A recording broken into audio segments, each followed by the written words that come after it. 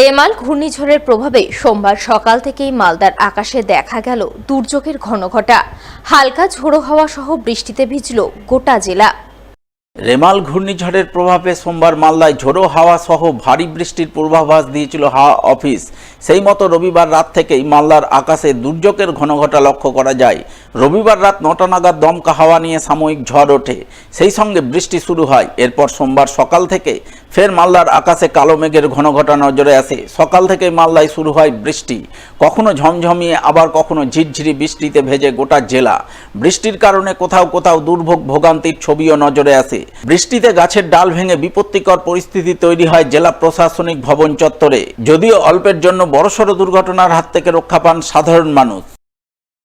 হঠাৎ ডাল ভেঙে পড়লো, ওটা বইয়ের দোকান, ডালটা ভেঙে পড়লো, একটু জন্য বেঁচে গেলাম, দোকান ছেড়ে পালাতে গেছিলাম। হঠাৎ শব্দ হলো, উপর থেকে একটা শব্দ হলো, তো আমরা তো ভয়ে পাশের সাইডে চেপে গেছিলাম। তারপরে দেখছি উপর থেকে গাছ ভেঙে পড়লো। হ্যাঁ, অল্প যেন বেঁচে গেছে।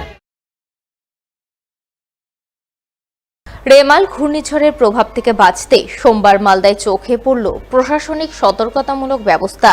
জেলার বিভিন্ন নদীঘাটে বন্ধ থাকলো ফেরি পারাপার। সতর্কতা মেনে মাছ ধরতে নদীতে নামলেন না মৎস্যজীবীরা। আবহাওয়া দপ্তরের পূর্বাভাস মতোই রবিবার গভীর রাতে বাংলাদেশ এবং পশ্চিমবঙ্গের উপকূলবর্তী এলাকার মাঝামাঝিতে আছড়ে পড়ে ঘূর্ণিঝড় রেমাল।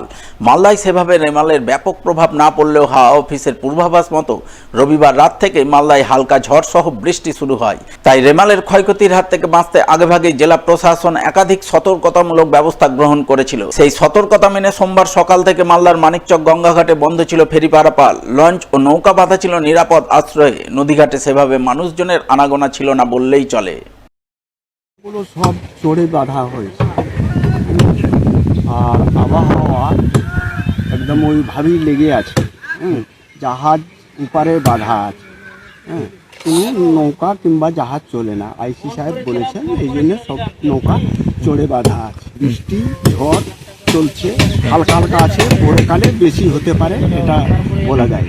ঘূর্ণিঝড়ে যেটা আবহাওয়া পেয়েছিলাম, তো নোটিশ পেয়েছিলাম মালদা থেকে 2 দিনের, কাল এবং আজ। তাই জন্য আমরা নৌকাগুলো এখন চরে, ওই যে সামনে চরে বেঁধে রেখেছি। হ্যাঁ, কোলের মধ্যে বেঁধে রেখেছি, এখন যেন ক্ষয়ক্ষতি না হয় ঝড়ের মধ্যে, ওই জন্য আগে থেকে সতর্কভাবে আমরা বেঁধে রেখেছি। প্রভাব আছে, কালকে রাত্রে ছিল মোটামুটি 9টা নাগাদ কিছুটা প্রভাব ছিল, তারপরে থেকে কমে গেছে। সকালে কিছুটা ছিল,